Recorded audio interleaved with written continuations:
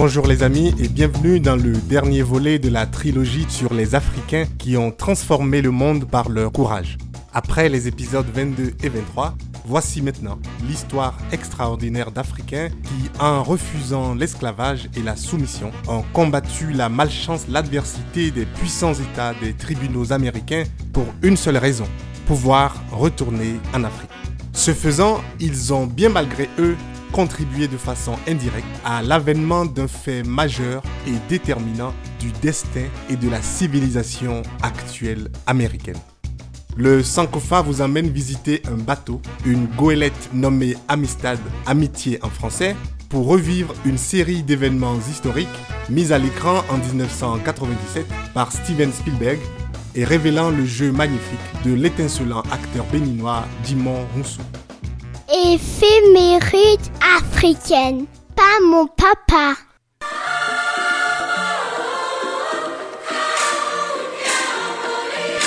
Décollage illico direction la côte de la Sierra Leone actuelle.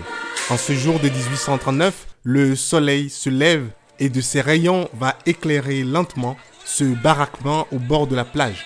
À l'intérieur, parqués tels des animaux, presque 600 captifs africains dans l'attente de l'arrivée du Tekora. Un bateau négrier illégal parce que 31 ans plus tôt, la traversée de l'Atlantique par les marchands d'esclaves a été abolie, alors même que la possession d'esclaves, l'esclavage, était toujours légal. Résultat, un marché illégal et forcément très lucratif, encore plus violent qui bat son plein. Une fois rempli, le Tekora met le cap sur la Havane, Cuba. Dernière escale vers leur destin pour 53 des captifs, tous d'origine mende, vendus à 2 planteurs cubains qui les embarquent immédiatement sur l'Amistad pour un court voyage de 4 jours vers leur plantation. Et c'est sur cette goélette qu'éclate une révolte bien orchestrée dans la nuit du 30 juin 1839. Les deux meneurs, Cinque et Grabo, défont leurs liens, tuent le cuisinier et le capitaine et demandent aux 2 planteurs de les guider vers l'Afrique. Mais ces derniers se jouent d'eux, en naviguant très lentement durant le jour vers l'Afrique et en accélérant la nuit vers le nord, vers l'Amérique. À force de zigzags incessants sur l'océan, le rêve d'Afrique des captifs finit par se briser sur les côtes américaines au large de Long Island. L'Amistad est arrêtée par les gardes-côtes américains qui, curieusement, au lieu de les emmener en détention à New York, bien plus proche, décident plutôt d'aller dans le Connecticut, un état où l'esclavage est encore légal. Les 35 survivants s'y retrouvent donc emprisonnés pour piraterie et meurtre. Leur sort fait débat dans tout le pays. Les journaux publient des portraits, des gens font la file pour les voir en prison. Une pièce de théâtre racontant leur vie sort seulement 6 jours après leur arrivée. Une dispute mondiale éclate entre 5 groupes d'intérêts. Premièrement, sans surprise, les planteurs qui réclament leur propriété. Deuxièmement, plus surprenant, le gouvernement américain qui veut les expulser vers Cuba. Troisièmement, plus opportuniste, la cour royale d'Espagne, arguant que Cuba est encore sa colonie. Quatrièmement, carrément loufoque, les gardes-côtes américains qui veulent disposer de la marchandise à leur guise. Et cinquièmement, enfin, heureusement, les captifs eux-mêmes qui contestent d'emblée, à juste titre, le statut d'esclave. On n'est pas loin de la Première Guerre mondiale. Heureusement, des avocats veulent les défendre. Mais il y a une barrière de la langue. Clairement, le TOEFL n'était pas une condition d'immigration à cette époque-là. Finalement, cet obstacle est franchi grâce à un marin britannique d'origine mende retrouvé dans le port de New York après 2 mois de recherche. Le premier procès condamne le gouvernement américain. J'ordonne par le présent acte-là la libération des Africains et leur transport par ce gouvernement et dans les meilleurs délais et à moindre frais pour qu'ils retournent dans leur pays en Afrique. Ne sautez pas trop vite. Le gouvernement américain fait appel devant la Cour suprême en 1841. S'ouvre donc un second procès dans lequel les captifs vont avoir un allié inattendu, un ancien président américain redevenu membre du Congrès.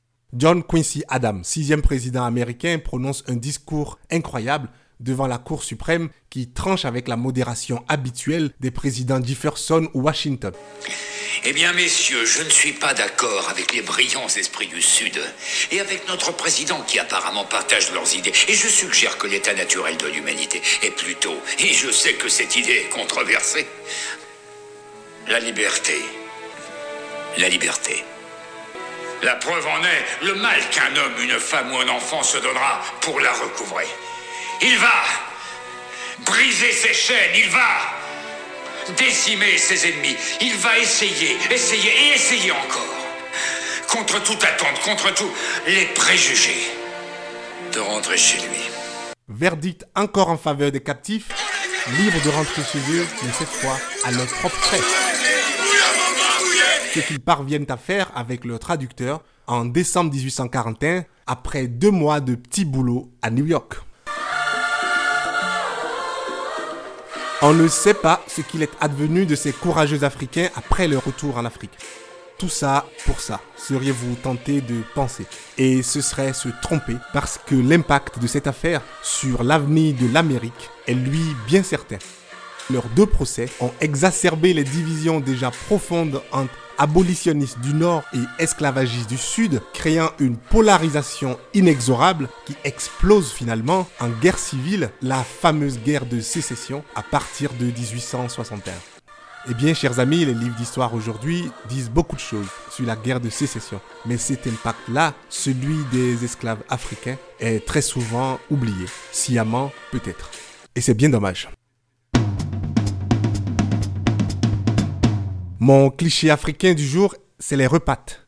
Ces Africaines et Africains de la diaspora qui, comme ces vaillants captifs de l'Amistad, abandonnent parfois une vie très confortable pour retourner en Afrique. Selon une étude du magazine Inspire Africa, leurs 3 principales raisons sont la volonté d'avoir un impact sur le continent, les opportunités professionnelles intéressantes et la pression familiale et sociale. Cependant, une fois rentrés, environ 15% repartent, mais un très grand nombre restent malgré tout et finissent toujours par trouver leur voie, créer des emplois et ont un vrai impact. C'est le cas de la béninoise Maureen Haïté, créatrice de la marque Nanawax, qui, en alliant avec goût, design créatif et motifs africains, est en train de populariser dans le monde entier un pan important de la culture africaine, au point d'être classée à la 17e place du classement du magazine Afrique Business, des marques qui retiennent le plus l'attention, devant des marques telles que Sivop et Ethiopian Airlines. Cet épisode est donc un hommage à tous les repates tels que l'ivoirienne Yamoussow Thiam Berto, le Kenyan Binyavanga Wainaina, la togolaise Bézem Kassan et tous les autres. Et vous donc, dites-moi si vous y pensez vous aussi, à un retour vers un continent certes difficile à bien des égards, mais qui reste bien le seul et plus grand héritage qui nous appartienne à nous. Gardez le cap et à bientôt.